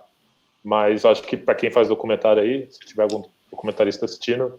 Mas Pedro, você já viajou com a ideia de fazer um documentário, ou você falou, vou filmar, e depois se der, sua mãe sabia que você queria fazer um filme dela, como é que foi essa aceitação, assim? Eu tinha essa premissa de que eu queria fazer um documentário sobre família num outro lugar que eu nunca tinha visto. Só tinha essa ideia. E às vezes eu estava tomando cerveja com os amigos, discutindo, e eu contava, e eles falavam assim, pô, pode crer, ia ser engraçado. Porque tem aí vários filmes que eu adoro, inclusive, tipo, Santiago, tem o filme da Fara lá, que ela vai em busca das coisas, tem o filme da Sandra Kogut, que ela vai para a Hungria, enfim, vários filmes de família que a gente tem essa tradição, e são ótimos filmes. A gente tem filmes recentes que eu não vou citar, mas também são em primeira pessoa que tem esse tipo de narração que às vezes me cansa um pouco, e acho que é uma discussão também entre a galera do cinema, e eu falei, cara, por que não fazer essa metalinguagem e tentar achar alguma coisa engraçada, sei lá. Era só uma ideia. E aí quando foi na viagem, eu falei, demorou, vou levar a câmera, eu acho que tem jogo, tem eleição, tem coisas rolando, mas meio que a minha mãe achou igual eu, a gente foi achando junto. Uhum. Ela só soube mesmo, tem um filme rolando quando eu entreguei a primeira versão do roteiro. Eu falei, olha, eu escrevi isso aqui, o que você acha? Aí ela leu, falou, vai nessa, tá autorizado, tipo, sinal verde. Aí a gente foi. E aí a gente foi junto, mas até lá era tipo, tentativa e erro, assim. Era meio, para quem é do roteiro, ou quem tá no roteiro, gente, existe um negócio que chama entre atos, entre um trabalho e outro, que ele pode durar, às vezes, muito bom um mês, às vezes ele pode durar 6 meses, que é péssimo. Então, de uma sala e outra rolou esse filme, assim. Deixa eu até aproveitar e te perguntar uma pergunta da Solange, que eu não sei se ela nem está na sala, mas que a gente entrou numa outra conversa. Ela perguntou como é que foi, qual é o sentimento seu, e até eu acho que a pergunta dela é minha também, qual que foi o seu sentimento ao voltar de Cuba naquele momento, né, que a gente estava ali logo da virada ali, que foi bem trash, né, assim. E aí até queria emendar assim com uma outra que é minha assim um pouco, que eu não sei se alguém já comentou, mas eu estava fazendo essa reflexão hoje vendo o filme também, revendo, né, a segunda vez que eu tinha visto, que você vai citando, você começa o filme falando da eleição, no primeiro turno, né? Da resultado da eleição do primeiro turno, que, enfim, é um erro, né, assim.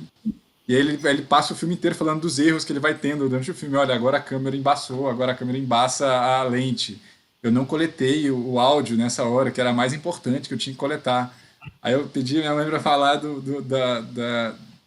da história e ela falou do bijuteria, do negócio. Enfim, você vai citando isso várias vezes durante o filme. Queria só perguntar se alguém já falou isso com você, enfim, o que você acha disso? E é a pergunta da Solange. Ninguém falou.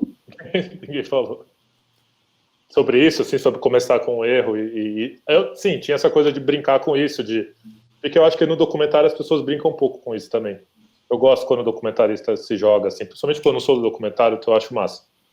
Tem um documentário que eu assisti durante o processo que concorreu ao Oscar, chama Mind the Gap, não sei se alguém já assistiu. Eu acho que eu ouvi falar, mas eu não vi, não. Caras skatistas e tal. Eu achava o melhor filme que concorreu ao Oscar e ganhou aquele do escalador lá, que é mais americano, né? O cara fica escalando. Mas no Mind the Gap ele faz isso um pouco, assim, e eu achava bem honesto, assim. Não dos erros técnicos, mas do tipo do processo mesmo, e de mudar a narrativa no meio do filme. Eu acho um filmão, assim. Fiquei me perguntando se os erros eram ficção ou era documentário. Não, todo mundo pergunta. E tu tinha inventado os erros, assim. Aquele do microfone que tá desligado, tá completamente desligado. Eu assisti, aí eu pensei logo, tava ligado esse microfone, ele tirou. Então na montagem. E totalmente porque combina, assim, e é uma puta crítica, porque a hora que você tá falando dessa eleição e da fake news, que é uma eleição em cima de desinformação, em cima de um trabalho de acabar com a história, de acabar com fatos, de acabar com tudo, e a professora da cena tá sem voz, que é exatamente o que aconteceu, né, com o pai. Você tirou a voz dos professores, você tirou a voz da história, você tirou a voz dos intelectuais, dos artistas, para poder eleger essa pessoa. E aí, gente, tem tudo a ver essa cena, ele falando da eleição e a professora sem voz, assim. Não, era mais mesmo para mostrar que, como eu não sei filmar, tipo, se alguém entrar no meu Instagram, vocês vão ver que as fotos não são boas. Me perdoam os fotógrafos aí, Pedro, me desculpa. Por isso que eu acho bonito quando eu vejo um filme com fotografia boa. E meu rolê não é esse mesmo, assim, não consigo acessar. E eu realmente esqueci, assim, de ligar. E mas eu percebi que como o filme não era sobre isso mesmo, sabe? Porque, tipo, não é o meu lugar, assim, meu da minha mãe. A gente gosta de política, a gente gosta de falar, minha mãe é professora.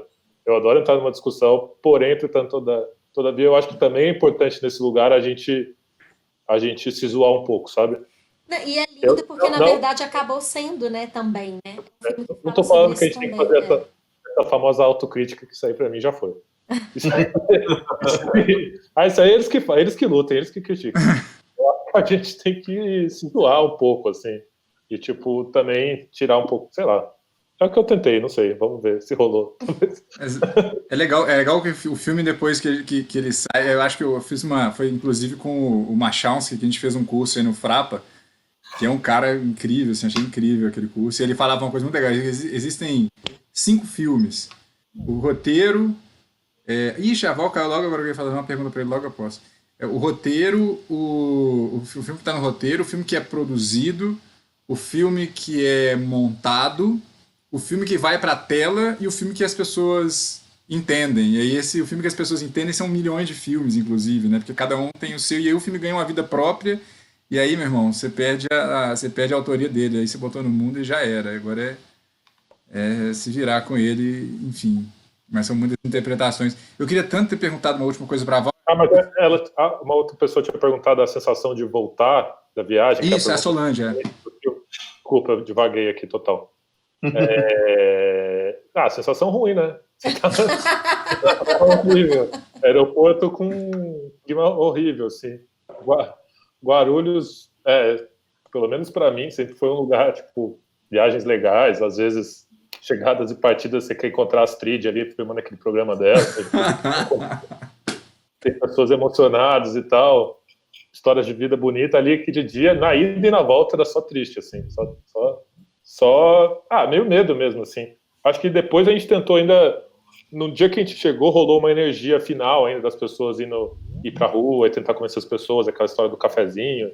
Então, tipo, meio que a gente embarcou nessa energia ainda que tava, E foi nessa, assim, até o final, sabe? Uhum. Eu acho importante, mas só respondendo essa pergunta mais pessoal, era chato. Maravilha. Gente, a gente tá chegando aí no final, eu acho que todo mundo tem, Tem né, uma pergunta suas pro Léo coisas aqui também. pra falar. Tem uma pergunta pro Léo ainda. Então, tem uma pergunta para a Val, tem uma E pergunta uma para o pergunta Léo. pro Léo. Pode fazer pro Léo. Estão perguntando, Léo, como que é a curadoria para a mostra de curtas, se os curadores eles recebem o roteiro e o filme, e como que eles avaliam essa coisa que é tão complicada do roteiro para curta-metragem, né? Como que eles conseguem casar assim, as sessões, tendo doc, ficção, animação e tal. Complexo. Eu conversei rapidamente com o Jaber antes na live sobre isso, né? A mostra de curtas do Frapa, a primeira edição dela foi em 2015, e no início era obrigatório as pessoas enviarem o roteiro e o curto produzido. Só que era muito trabalhoso para a curadoria ter que ler todos os roteiros e ver todos os filmes, e rolava muito debate. Geralmente a gente trabalha com 6 curadores. Numa primeira fase são divididos em 2 trios, então, digamos, em média a gente tem recebido 200 curtas inscritos, e parabéns, né, para os selecionados, de 200 e poucos, ficar entre os 12, 14 filmes é super difícil, né? Muito filme bom às vezes fica de fora, mas enfim, que o pessoal debatia muito isso. O que importa, o roteiro que está no papel ou o roteiro que foi para a tela, né? É muito complicado isso, né? De tu fazer essa balança. Porque o objetivo do roteiro, claro que a gente que vive disso, estuda, a gente gosta de ler roteiro, mas o objetivo dele é o filme. Uhum. Então, é sempre muito complexo, assim, tipo, eu escolho a curadoria, mas eu não sou curador, né? E eu acompanho a conversa deles. Muitas vezes eu não vi os filmes, né? Não tenho tempo de ver tanto filme, eu tenho que tocar todo o festival, eu acabo vendo depois que selecionam, então às vezes eu acompanho o debate sem ter visto os filmes, é muito bom isso, é muito interessante ver o pessoal depois de ver o filme. E depende muito, eu já fui curador de festival, do Festival de Gramado, eu fui curador de curta, então existem muitas variáveis, sabe? Uma sugestão que eu sempre dou para as pessoas, se possível, façam filmes curtos. Porque, cara, a galera que tem que ver 100 curtas, quando vem, mais um curta de 30 minutos, quando vem um de 8, um de 9, é uma alegria. E claro que esses 2 filmes que a gente viu hoje são muito bons e tem o tempo... não que não tem que ter... não faz um filme de 25 minutos. Mas se tu fizer um filme de 25 minutos, ele vai ser mais difícil de entrar. Porque, às vezes, uma grade do festival, tu tem 2, 3 horas de grade, 4 horas. Se ficar na dúvida... porque vai ter um curador que se apaixonou por um filme, então ele vai brigar por aquele filme. E aquele entrou. Então, talvez ele tenha gostado um pouco do teu e não vai defender tanto o teu. Então, é uma politicagem... Não politicagem, mas de gosto mesmo, porque as pessoas têm... Tu quer botar... às vezes rola, vamos botar um documentário também, porque faltou uma animação, então existem muitas variáveis eu tô me enrolando porque acho que eu podia ficar 2 horas falando sobre isso. Vamos marcar uma live para conversar. Só sobre, eu acho que vale a pena uma live só sobre curadoria de festival. Maravilhoso. O primeiro corte do Nanã seguindo o roteiro, era 40 minutos. Aí ele virou 25 pelo formato de curta, né? Mas aí que tá em festival, nessas coisas.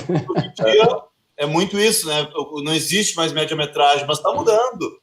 Tu pega E é por essa lógica de como se distribui também, né? Nesse formato de festival, de curta, tal, documentário ficção, de onde vai, tempo, enfim.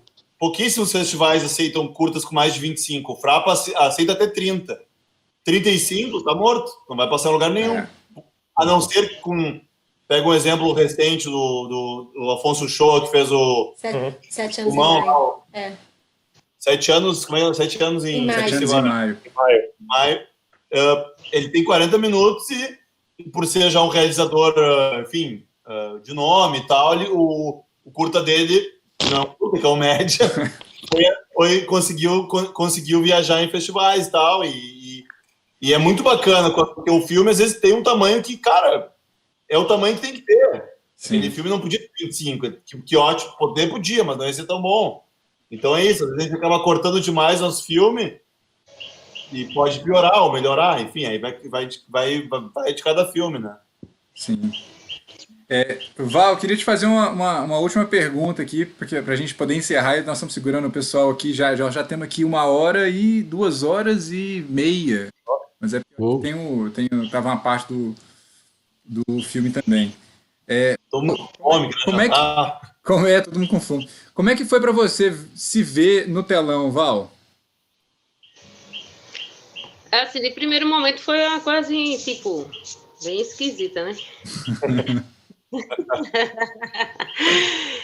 Eu nunca me imaginei em tela, assim, de televisão, de cinema, nada. Não, assim, que meu propósito era brigar pela moradia dos meus amigos aqui, dos meus vizinhos, meus conterrâneos, até do vizinho aqui brasileiro.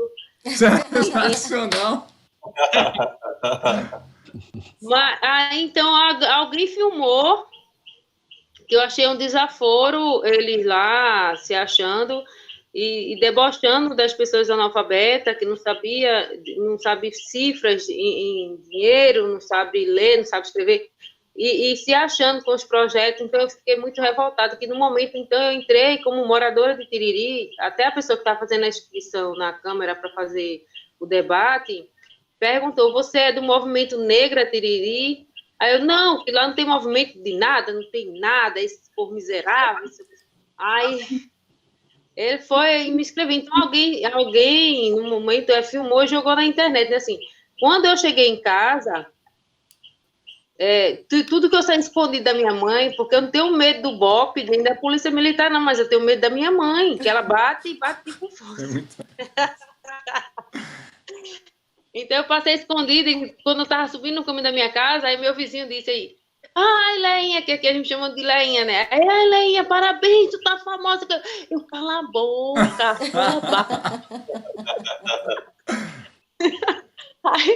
Então, assim, a minha mãe, ela é muito, algumas coisas assim, bem radical, né? Aí, tipo, você não vai pescar aqui não, a gente vai para Itapissuma. Agora, vê só, um mangue na minha porta, eu vou pescar em Itapissuma, velho. Aí passei uma semana em Itapissuma, quando eu tento, todo mundo tenta me esconder, aí chega quem? Rafa, Pedro, aí a equipe, tudo aqui na minha porta aí. Você é Valéria? Eu, depende. Não é assim, não. Aqui ninguém me conhecia. Você chegar aqui perguntando, pronto, eles tiveram sorte, deu de cara comigo, eu acho que foi o destino mesmo. Deu de cara comigo saindo de casa. Então, assim, se eles viessem e perguntassem lá na minha mãe, que eles estão perto da minha mãe, ninguém sabia dizer quem é Valéria, não. Pode perguntar o povo aqui, onde é que mora a Valéria? O povo passa por mim assim, ó, ninguém sabe, ninguém vive, ficou todo mundo preto mesmo. Então, assim, aí agora minha mãe fala, olha, Marielle morreu, você se ligue, você vai ser a próxima, Bolsonaro vai lhe matar. Foda, hein, velho? Então fica bem radical. No momento assim que eu me vi na televisão, na gravação mesmo, aí Rafa botou assim uma imagem de lá da câmera, então assim foi a parte assim, emocionante, porque eu nunca me vi como Valéria para passar no cinema, Valéria para ficar famosa, Valéria nada. Foi um momento assim de revolta que eu não concordava, até hoje eu não concordo, e se for para brigar, eu brigo mesmo, e vou, e arrisco, e se torna política, porque eu não estou brigando com a empresa SUAP, nem com o prédio, eu estou brigando com o governo, que é uma empresa governamental, então é uma briga se tornou política. No começo eu achei que, como todos os moradores aqui, que era briga com a empresa SUAP, com o prédio de SUAP, com os guardas de SUAP, mas, na verdade, é uma briga com o sistema político do Brasil. Então, a intenção não era ser Valéria a famosa do filme, era ser Valéria a moradora revoltada mesmo, porque eu queria fazer minha casa. E eles iam derrubar minha casa. E a ideia foi essa. Então, isso eu não tinha noção que ia ter essa proporção, que ia ter essa grandiosidade, que ia ter, sabe, essa mídia toda em torno, assim, das palavras da revolta que eu tive lá na Câmara de Vereador na época. Aí, pronto, depois disso, aí realmente... E foi assim que a gente encontrou o Valério, né? Nessa imagem que tinha saído da Câmara, dessa audiência pública, né? Que teve. E aí a gente foi atrás, né? Foi buscar ela. E ela já vivia essa situação, né? Porque foi um vídeo e viralizou, Suape ficou sabendo e foram atrás dela para saber o que era. E quem é Suape indo no lugar? Suape vai no lugar de um formato com a milícia, né? É um terror no lugar, né? E aí, por isso, quando tua mãe fala também de Marielle, né, Lerinha? Ela identifica que lugar é esse ali, né? Porque, assim, é muita briga por terra, pela área aqui, que é uma área rica em natureza, ela é rica em futuro, que fica perto do porto, assim, pode ser como eles mesmos falaram para mim, pode ser uma reserva ambiental, uma área industrial, depende do interesse do governo, que ele não pensa nos moradores, não pensa nas pessoas em si, pensa na situação financeira, se rende ou se não rende dinheiro para o cofre público ou para os bolsos dos nossos governantes, né? Então, assim, até para mim, no começo, foi difícil entender que eu estava com uma briga política e não uma briga de empresa com o morador, né? Como muitos moradores até hoje acham que briga é a empresa, mas botei na minha cabeça que não é uma briga política, com o sistema de governação do nosso Brasil. E não é fácil, não é difícil. E, assim, hoje, minhas filhas até agora são crianças, não tem muita noção disso, não, mas minha mãe tem, meus irmãos têm, aí você fica em palco, sim, fazendo graça para o povo aqui, arriscando sua vida, você vai morrer, vão fazer com você igual fizeram com Marielle. Então, assim, é uma coisa assim que minha mãe, que não é muito dessa área, não gosta de política, não participa desse movimento, e ela tem a noção disso, do risco que eu corro, das minhas brigas, assim, tipo, né? E das lutas, porque eu não consigo ficar quieta. Então, como eu disse a ela, se for para ser, que seja por uma coisa honrada, mesmo que passa no Jornal Nacional ou no livro de história futuramente. Não, você está doido. Vamos afastar essa possibilidade completa. E acho que é um lugar, eu acho que a arte é um lugar muito incrível da gente poder trazer, porque não é uma cara na tela, né? É uma história é toda uma luta, é todo um contexto que está em volta, e eu acho que a gente tem a gente pira aqui às vezes de que eu acho que às vezes o Brasil está muito nisso porque essas pessoas não viram, as pessoas não veem exatamente isso, assim, as pessoas não veem a arte nacional, não veem o que está acontecendo, assim, não vê um filme que vem do Maranhão, da galera invadindo terra indígena e matando todo mundo, e isso às vezes não é denunciado, né? E a arte às vezes está num lugar de denunciar isso também, enfim. É porque isso no Brasil é uma mídia que não traz dinheiro, porque o que move o ser humano no Brasil é o dinheiro, é a ganância, né? É como eu disse, assim, fui criada com tanta brutalidade, com tanta, sabe, tanta brutalidade, filho pobre, negra, sofrendo muito preconceito, tipo, sentar no ônibus, tô negra, pobre, sentar com a minha irmã caçula, claro que eu não posso carregar minha irmã caçula, mas minha irmã caçula pode me carregar nos braços, normal, porque ela é mais forte, ela tem potência, então eu me sentar no colo da minha irmã, uma mulher sentar no colo da outra, no ônibus, ele não pergunta se é minha irmã, são lésbica, é como eu digo a todo mundo, não olhe a opção sexual das pessoas, e sim o caráter que a pessoa tem. Eu sou a favor ao caráter, não à opção sexual. Eu posso beijar minha filha de biquinho, minha filha não vai ser lésbica. Eu posso abraçar e beijar minha mãe, minhas irmãs no meio da rua, um irmão. O que é que tem, minha gente? Família tem que ter amor, tem que ter carinho mesmo, se beijar, sentar no colo, conversar, rir. Então, hoje não tem isso, sabe?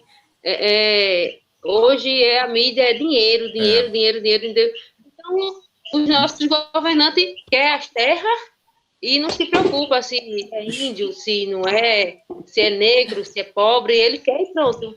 E quanto menos dinheiro você tiver, mais massacrado você vai ser. E você é. Esse é o nosso Brasil.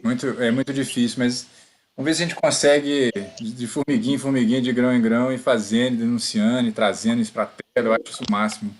Gente, vamos tirar uma fotinha. Eu acho que é importante, é bom que tá todo mundo com luz boa agora. E tirar ainda caí aqui, mas voltei. Nossa, caiu, eu vi aí, você levou um tombão. Cuidado, tá bem? Poxa, ainda assim. Vamos tirar uma foto para poder publicar, eu acho massa demais. Muito obrigado. Ó, vou no 3, 2, 1. Vamos ver se pegou. Se ninguém riu aqui. Ninguém riu, não. Rir tem que rir, né? Ninguém piscou. Riu? Que é boa. Val ficou um pouquinho com o olho fechado. Vamos mais uma. Não, mas não tem como eu abrir mais. Não, mas eu espero que você piscou. 3, 2, 1. Foi também. Vamos ver agora. E agora ficou bom. Gente, muito obrigado por estar aqui e compartilhar esse momento com a gente. Esse tempo que nós ficamos, acho que foi super rico pra gente aqui. A gente está aprendendo a cada conversa. E obrigado a vocês aí. Muito maravilhoso. Parabéns para todo mundo. Léo, parabéns por Fraco, que nós somos fã. Parabéns, meninos, por fazer esses filmes incríveis. Parabéns, Val, por ter atuado, por ter vivido nesse filme. Por ser essa guerreira. E por ser essa guerreira. Parabéns demais. Vocês são fodas. Obrigada. Muito incrível ver esse filme na tela. Muito incrível os dois, assim. E poder levar isso pra galera. E, enfim, deve fazer um pedido para vocês. Gente, por favor, vamos tentar plantar essa sementinha na galera, levar pros parentes, levar pros primos, levar para todo mundo na arte nacional, para ver se a gente consegue fazer isso rodar. Maravilha. Parabéns pela plataforma aí, gente, também. Muito massa, muito bom, muito massa a iniciativa aí. Tem que ter mais, que nem essa. Vida longa, Dome. Vida longa. Tomara, vida longa. Então aí, cheio de ideia. Vai acompanhando a gente. E os debates também aí de quinta-feira, também esses encontros aí. Foi legal. Que horário marcado, dá uma sensação de a gente estar junto de novo. É verdade. Pode fé demais. Plantando a sementinha mesmo. Espero que vocês tenham gostado. Muito obrigado. A gente gostou. Valeu. Se cuida. Massa demais, gente. Um abraço. Um abraço. Beijo. Tchau, tchau.